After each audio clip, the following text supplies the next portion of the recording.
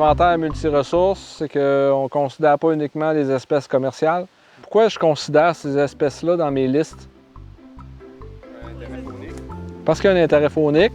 En fin de journée, souvent, on va observer les gélinodes dans les arbres. Ils vont aller manger des bourgeons floraux dans du bouleau. S'intéresser aux prédateurs, les favoriser, c'est aussi contribuer au succès de la régénération.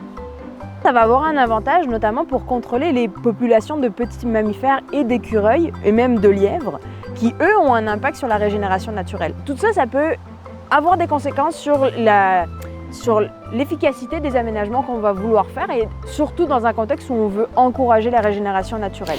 On voit un monticule créé pour la petite faune, le lièvre, mais ça peut aussi servir à d'autres petits rongeurs, aux invertébrés, à différentes espèces. Nos objectifs par rapport au CED ils étaient multiples. Oui, l'aspect du chevreuil, c'est certain que c'est une espèce qui est très convoitée pour l'alimentation, mais c'est aussi un abri très intéressant. C'est durable, c'est très longévif, ça retient bien le couvert de neige. J'ai peut-être juste ramassé, je dirais, la moitié, peut-être même juste le tiers des pleurotes qu'il y a ici. Tout ça, ça a été cueilli sur du bois mort.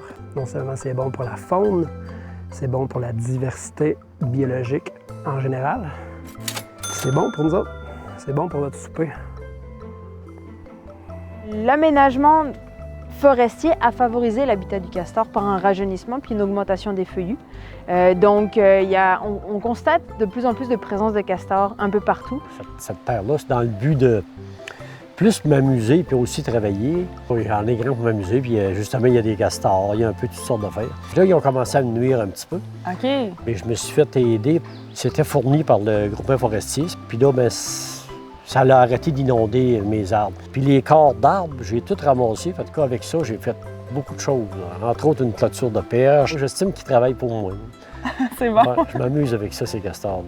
Pour un conseiller forestier, je pense que ça peut être intéressant là, de venir chercher de l'aide financière à la Fondation. Ça permet de diversifier les services qu'on offre aux propriétaires.